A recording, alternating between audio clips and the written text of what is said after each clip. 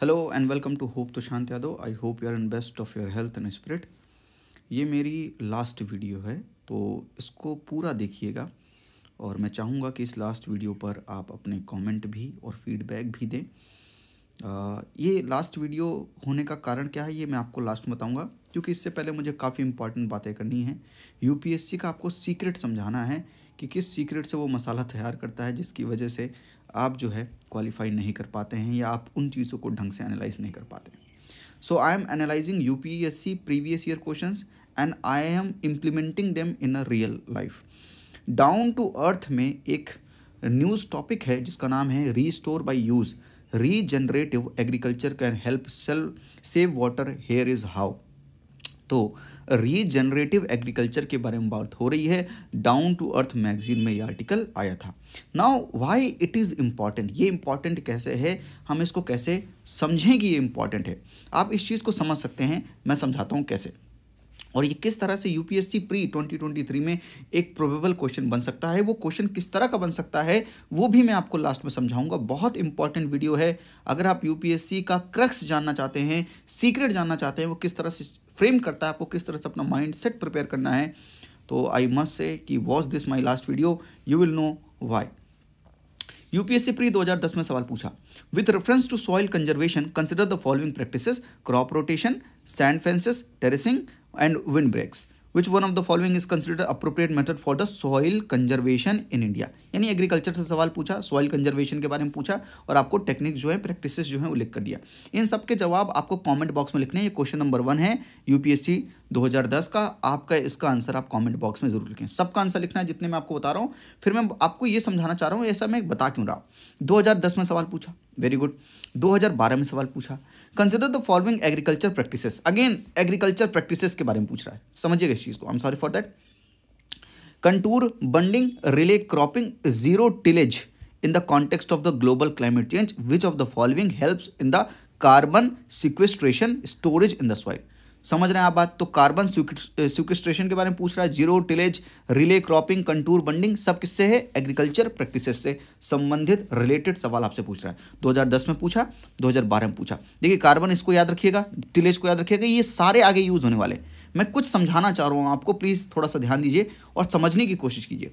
हम आते हैं 2017 के सवाल में, विच of the following practices can help in water conservation in agriculture. Soil conservation की बात हो गई, जीरो टिलेज की बात हो गई, कार्बन सिक्वेस्ट्रेशन की बात हो गई, वाटर कंजर्वेशन इन एग्रीकल्चर की बात हो रही है। रिड्यूस और जीरो टिलेज, देखिए फिर से वही वर्ड आ रहा है, टिलेज वाली बात। Of the land, applying gypsum before irrigating the field, allowing crop residue to remain in the field. इसका भी आंसर आपको कमेंट बॉक्स में बताना है। वाटर कंजर्वेशन इन एग्रीकल्चर पूछा, ओके। 2018 पर आते हैं, with reference to circumstances in the Indian agriculture the concept of the conservation agriculture पर आ गए। अब assumes significance, which of the following fall under the category of the conservation agriculture, avoiding the monoculture practices, adopting minimum tillage again, avoiding the cultivation of the plantation crops, using crop residue to cover soil surfaces, avoiding spatial and temporal crop sequencing, crop rotation. बताइए कौन सा correct है। यानी यहां पर again agriculture conservation agriculture से सवाल पूछा, टिलेज, मोनोकल्चर, है ना, types of agriculture practices, again वो सेम पूछ रहा है। 2018 पे आ गए। अब आते हैं 2020 पर। यूपीएससी प्री 2020 पे सवाल पूछा, which are the advantage of the zero tillage in agriculture. आप मेरी बात समझ रहे हैं, zero tillage, zero tillage, zero tillage, zero tillage, again सवाल पूछा।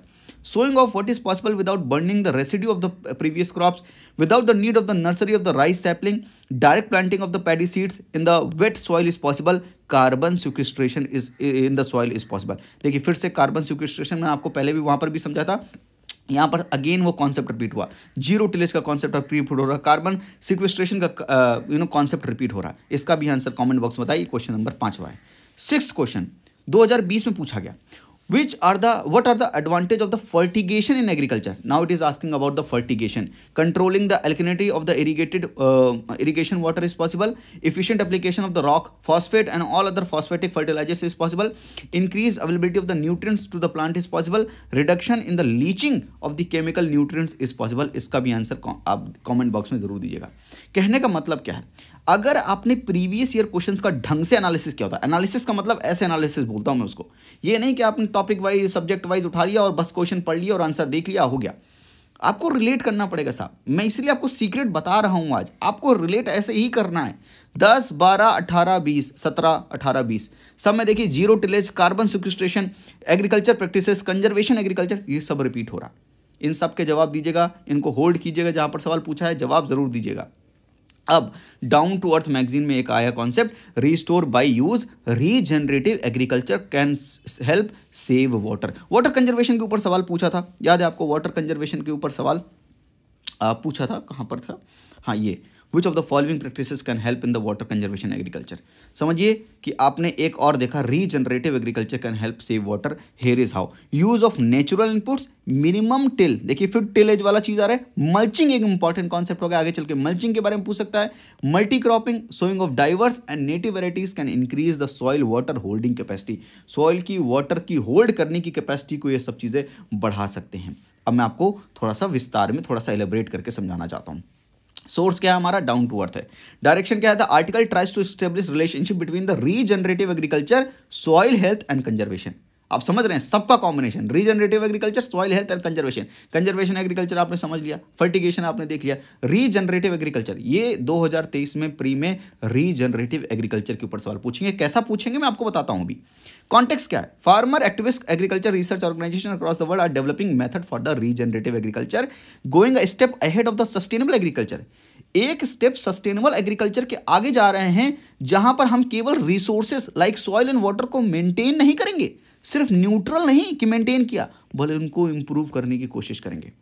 हमारे पास 3 तरह के दोस्त होते हैं। एक दोस्त जो हमें निगेटिविटी की तरफ ले जाते हैं, एक दोस्त जो न्यूट्रल रहते हैं, ना पॉजिटिव बोलते हैं ना निगेटिव बोलते हैं, पर एक दोस्त ऐसे होते हैं जो हमें पॉजिटिविटी की तरफ ले जाते हैं। ये पॉजिटिविटी वाली बात कर रहे हैं यहाँ पर, कि केवल सस्टेनेबल एग्रीकल्चर में नहीं, उसके बाद हम रिसोर्सेज को मेंटेन नहीं करेंगे, सिर्फ उनको इंप्रूव करने की कोशिश करेंगे।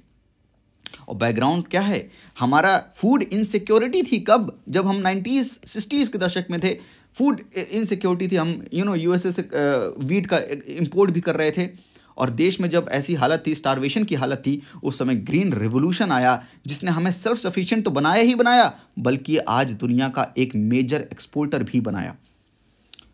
लेकिन प्रॉब्लम ये हुई कि उस ग्रीन रेवोल्यूशन की वजह से सबसे बड़ी प्रॉब्लम हुई कि हम वर्ल्ड के biggest extractor of the ground water भी बन गए। According to world water development report of 2022, हम India 25% of the world underground water को एक्सट्रैक्ट करने लगा है। एंड वो जो 25% एक्सट्रैक्ट करता है, 90% of this is used in the agriculture. More than quarter of the world's underground water each year and 90% of this is used for agriculture. 90% agriculture में use हो रहा है, विच मीन्स कि अगर वाटर को सेव करना है तो एग्रीकल्चर पर फोकस करना पड़ेगा। आपको समझना पड़ेगा ये सारी बातें, ये सब इनहेरेंट बातें आपको पूरी दिमाग खोल कर समझना पड़ेगा। मैं एक आर्टिकल से आपको समझाने की कोशिश कर रहा हूँ, मेरे ऊपर डिपेंडेंट नहीं, इंडिपेंडेंट बनना है आपको, खुद आपको एनालिसिस करनी है। यूपीएससी प्री का गेम बड़ा सिंप्लीफाई हो जाएगा आपको। तो यहां पर आपको समझना पड़ेगा कि एग्रीकल्चर को नेचर के साथ मिलकर काम करना पड़ेगा, नेचर के अगेंस्ट नहीं जाना है उसको। क्योंकि अगर आपको कंटिन्यू करना है, बहुत ढेर सारे लोगों को फीड करना है, न्यूट्रिशन देना है, तो ये एग्रीकल्चर को नेचर के साथ सिंक होकर ही चलना पड़ेगा। अगेंस्ट जाकर एग्रीकल्चर कुछ नहीं कर सकता। तो सस्टेनेबल एग्रीकल्चर नहीं, हम केवल इंप्रूव सस्टेन नहीं करेंगे, बल्कि इंप्रूव भी करेंगे रिसोर्सेज को। और इसीलिए इंडिया में union state government like UK, HP, Andhra Pradesh, Sikkim, Gujarat, they are promoting regenerative agriculture where with the aim of reduce application of the chemical fertilisers and pesticides and lower the input cost also. तो आपको regenerative agriculture, हमने पहले भी देखा, organic farming क्या होती है, natural farming क्या होती है, ये सब भी आपको उस कंटेक्स्ट में पढ़ना है। Regenerative agriculture system of the farming principle and practices that seeks to rehabilitate and enhance the entire ecosystem of the farm by placing a heavy premium on the soil health with attention also paid to water management, fertilizer use etc. केवल soil health में नहीं, बल्कि water का management, fertiliser का use, इन सब पर हम attention prove करेंगे, सब पर सबका ख्याल रखेंगे। हम पूरा होलिस्टिकली देखेंगे एग्रो इकोसिस्टम को, ताकि हम रिसोर्सेज को इंप्रूव कर सकें, उनको डिस्ट्रॉय या डिप्लीट नहीं करें, बल्कि उनको इंप्रूव भी करें। और इसीलिए regenerative agriculture, soil health, water saving, इन सब के बीच में एक लिंक है। हम क्या करेंगे? सॉइल हेल्थ को मेंटेन करेंगे, केमिकल लेस फार्मिंग करेंगे, कल्टीवेशन प्रैक्टिसेस में क्रॉप रोटेशन, डाइवर्सिफिकेशन को करेंगे। इसके अलग फायदे और हैं। क्रॉप रोटेशन, क्रॉप डाइवर्सिफिकेशन के एनवायरमेंटल तो हैं और भी फायदे हैं। To help soil structure and its organic carbon content, उसमें ऑर्गेनिक कार्बन कंटेंट कितना है। And water conservation, healthy soil helps improving the water use efficiency in by the better water storage, transmission, filtering and reduce agricultural run of. This context में regenerative agriculture आपके लिए important है, इसलिए regenerative agriculture से सवाल पूछा जा सकता है। जैसे 2018 में आपको मैंने सवाल बताया कि कंजर्वेशन एग्रीकल्चर से सवाल पूछा, ऐसे मैंने खुद बनाया ये सवाल किस तरह से पूछ सकता है यूपीएससी प्री 2023 में। इसी के लाइन में एक तरह का टाइप बता रहा हूं, अब ऐसा ही एग्जैक्ट नहीं पूछा जाएगा पर कुछ तो करके पूछा जाएगा। With reference to circumstances in Indian agriculture the concept of the regenerative agriculture assumes a significance. I'm sorry. Which of the following fall under the category of the principle of the regenerative agriculture? Integrate livestock, reduce soil disturbance, practice crop diversity, covering the soil. बताइए कौन सा answer correct होगा। तो principle of regenerative agriculture क्या होंगे, तो अगर मैं आपको दिखाऊं कि principle 5 principle of the regenerative agriculture, integrate live stocks, practice crop diversity, ensure live roots in the soil all year round, covering the soil, reducing the soil disturbance. ये 5 principal है, इसका जवाब आप आराम से कमेंट बॉक्स में दे सकते हैं। आई होप कि आप मेरा मोटिव समझ रहे हैं कि हमने प्रीवियस ईयर क्वेश्चंस का किस तरह से एनालिसिस किया है और उसको कैसे इंप्लीमेंट किया है। अभी की जो लेटेस्ट न्यूज़ थी डाउन टू अर्थ मैगजीन में रीजनरेटिव एग्रीकल्चर के बारे में, हमने कैसे उसको इंटीग्रेट करके ये समझा है कि ये टॉपिक बड़ा प्रोबेबल है जहाँ से सवाल पूछा जा सकता है। आई होप कि आपको ये वीडियो मज़ा आया होगा। लाइक बिल्कुल मत कीजिएगा, नहीं तो दूसरों तक पहुंच जाएगी। एंड शेयर भी मत कीजिएगा, क्यों शेयर करना है ना। और सब्सक्राइब बिल्कुल मत कीजिएगा, आपको एक बार ये चैनल दिख गया, हो सकता कभी और यूट्यूब आपको थंबनेल में शो भी ना करे। एंड व्हाट टू से, this is all my efforts. मैं अपने पूरे एफर्ट्स देकर आपको मैंने ये चीज़ समझाने की कोशिश की है, सीक्रेट समझाने की कोशिश किया है, ये लिंक समझाने का कोशिश किया है। आई होप कि आपको अच्छा ज़रूर लगा होगा। और ये इस साल की मेरी लास्ट वीडियो है, 2022 की लास्ट वीडियो है। चिंता मत कीजिए, 2023 में फिर एक नए जोश के साथ आपके सामने फिर से मैं आऊँगा, एक अच्छे कंटेंट के साथ, क्वालिटेटिव कंटेंट के साथ। This channel is meant to provide only qualitative content. Quantity में मैं इतना फोकस नहीं करता, हो सकता है क्वांटिटी में उतनी ना दे पाऊँ, पर क्वालिटी मैं आपको जो दूंगा, जो समझाने की कोशिश करूँगा, अगर आप वो समझ गए और आपने खुद से इम्प्लीमेंट कर लिया तो आप बात समझिए कि आपकी बात बन गई। आज के लिए इतना ही। थैंक यू, नमस्ते, जय हिंद।